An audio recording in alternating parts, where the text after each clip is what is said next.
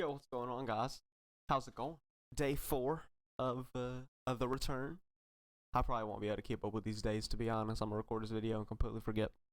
But I used to watch this guy a lot. His name's Xbox Ahoy. You may have heard of him. I don't know, but he has the most amazing voice. I'm just gonna say it now.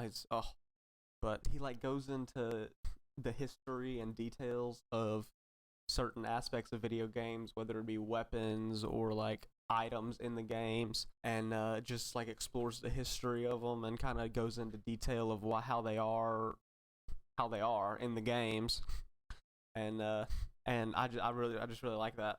So I thought it'd be fitting for reacting to one of these videos if we started with, you know, what pistol you drop in with Warzone, the 1911. So let's get it.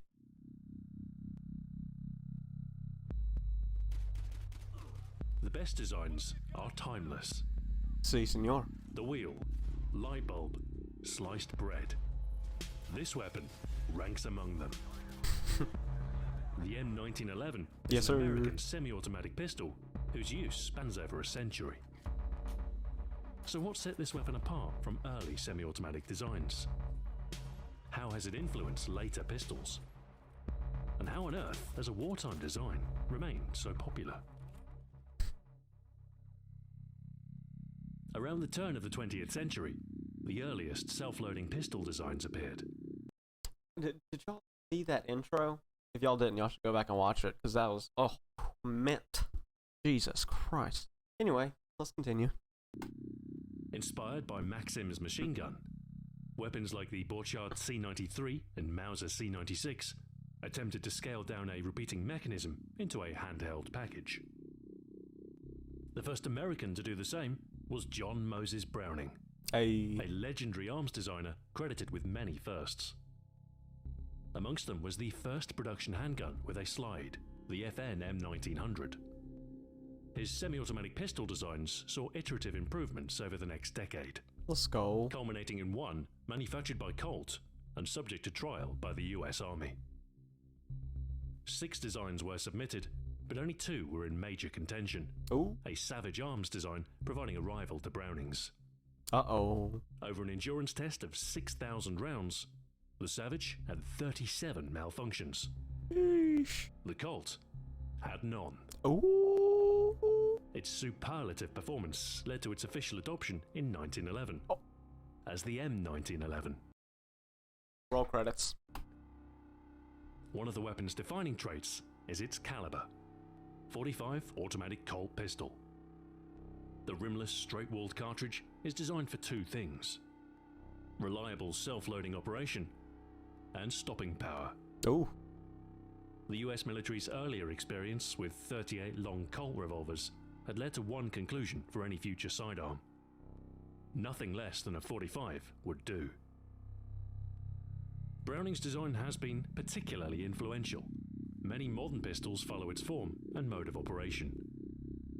It does lack some modern conveniences. It is single action only, meaning that the hammer must be cocked for the first shot, either manually or by racking the slide. However, an uncomplicated design does have some perks. A crisp trigger and reliable function. Its short recoil operation is equally elegant. The barrel pivots about a swinging link, seamlessly locking and unlocking with the slide during firing. This principle has subsequently been imitated in a surprising amount of modern pistol designs. Models by Glock, H&K, SIG and more all have an action with a tilting barrel, and all owe this operation to Browning's 1911 design.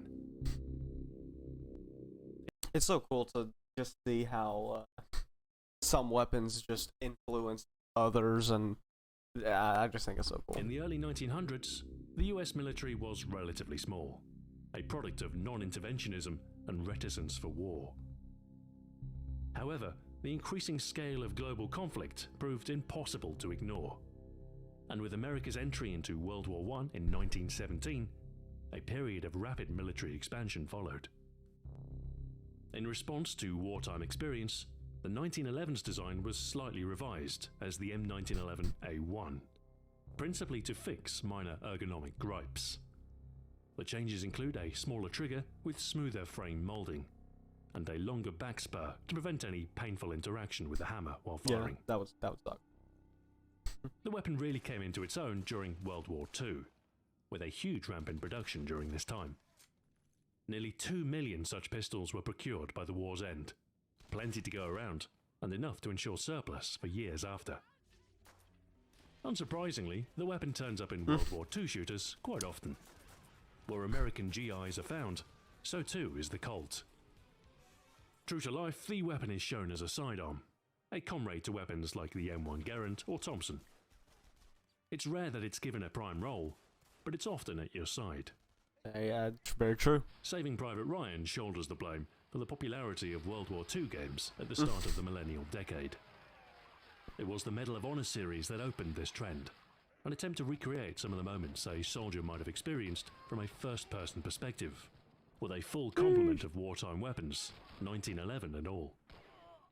Dang. It's also here that the Call of Duty series first emerged. And as interest in wartime shooters waned, there was instead a transition to modern warfare. But of course, the M1911 would remain.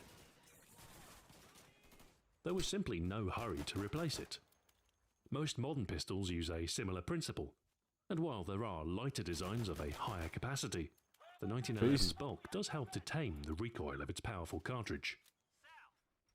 Still, its time in mainline service did come to an end with the US Army in 1985, when it was largely replaced by the Beretta M9. Yeah, A M9. controversial decision, but one needed for NATO standardization. Nevertheless, the M1911 does remain in use with some units, notably with the US Marine Corps and some special forces. For those with the freedom to choose, it absolutely remains a favourite. A relic, perhaps, a holdover from a different age, but a worthy elective for those who respect their elders. It's a signature weapon of Captain Price in Call of Duty, someone who clearly holds military tradition dear. It plays a pivotal role at the climax of Modern Warfare, and its reunion with Price gives rise to a brief ceremony in Modern Warfare 2. Oh, such good games. A torch passed from one generation to the next, a remembrance of roots, and a nod to the series' origin. Modern Warfare 2 was definitely my favorite Call of Duty. It was the one that I grew up playing. I quote, it was the first Call of Duty I played. But so good. So good. While the 1911's military role has been reduced, it is now more popular than ever in civilian hands. Commonly seen in competitive shooting, recreational use, or in concealed carry, courtesy of its low-profile single-stack magazine. Its long Watch Dogs service 1 was lends it so a good too. potent dose of patriotism. It is a strong symbol of America. It's a display of allegiance for irregular forces, soldiers of fortune who might not bear rank, but stand for freedom nonetheless. A fitting match for the machismo of Duke Nukem, with a big enough bore to shake any feelings of inadequacy. There's little doubt that the 45 is all man. A century of service, and ready for 100 years more. A classic without compromise. The perfect intersection of ergonomics, reliable operation, and 45 caliber power. The pistol that forgot to become obsolete. The M1911. Antique. Veteran. Patriot. Thank you very much for watching. Iconic Arms will return. And until next time, farewell. But anyway, if you have not seen his channel, I'm link at the top of the description. Make sure y'all go watch this video, give it a like, make sure you sub to his channel. I don't know if he really posts a lot anymore, but I still watch his videos. But yeah, make sure you go sub to his channel. The return still happening. Day 4, day 3. What was day 3? Day 3 we had a reaction to most popular superhero. So make sure y'all go watch that.